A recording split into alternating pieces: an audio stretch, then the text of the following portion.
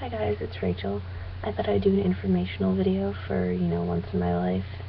So, we're going to talk about the difference, what makes one a pagan and what makes one a witch. So I thought I'd start off with a definition of what a pagan is. This is taken from Webster's dictionary.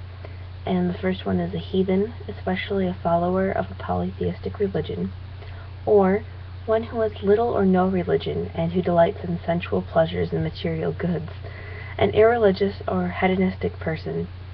Obviously, most people in the pagan community would totally disagree with all of those. Not all of, maybe, but a lot of pagans that I know are definitely very religious, and material goods aren't obviously exactly a prized thing. I mean, they're a necessary evil if you really think about it. Like money and modern things have become necessary in today's society, but they're definitely not something that we're like, ooh, we need more money, ooh, we need more stuff, Most pagans that I've met just aren't like that, including myself. And then sensual pleasures are seen as like a natural thing. They're a gift of nature. They're, part of life. So they're celebrated, yes, but they're making it, this is obviously from, the point of view where the delight in sensual pleasure is a sin. And I'm not saying that that's a wrong way to think about things at all. If that's your belief, then fine, but using that as, a descriptive word is kind of silly.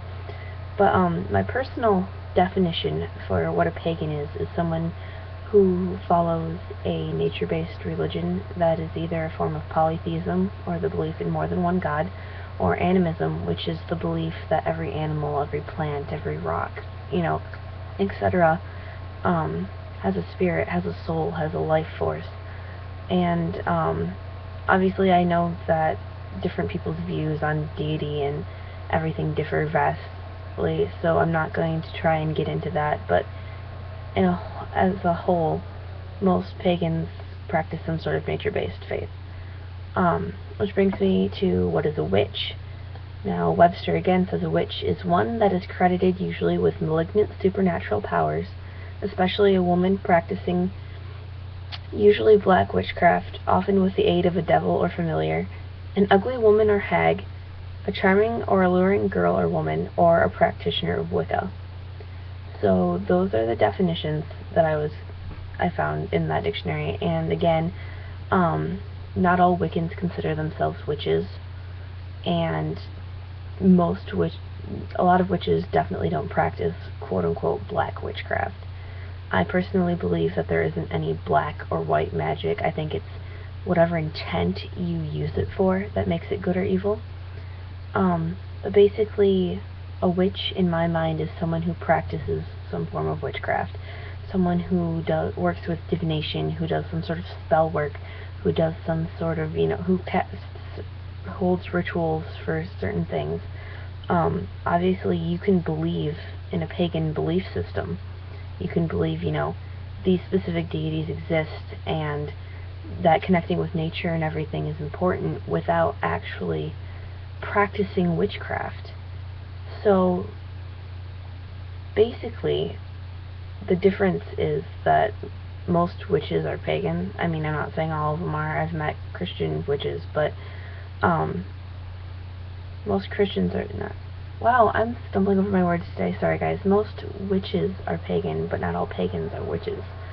And in the article that I had to read for the one blog post that I wrote, it talked about what makes one a good pagan and a good witch, and it stressed the importance of daily practice, of not being what the author called a holiday pagan, which is just someone who only celebrates, who only, takes, observes the religion on the Sabbath. And, if that's what you do, then there's nothing wrong with that.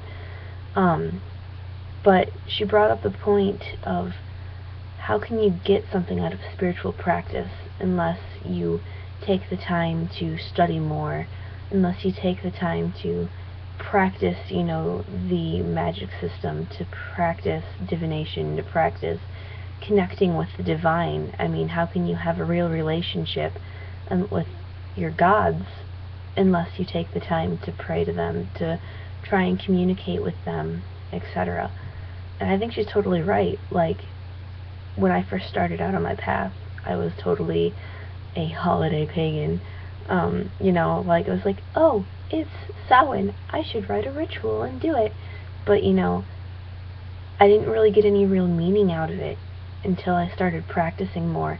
And even more so when I started teaching. Like, I started teaching Mark and eventually Shelby, and I've gotten so much more out of my path just because it's like, oh, I have to re-go over this information, I have to continuously study and learn new things so I can, you know, pass it on to them, because they'll ask me questions and I don't always have all the answers.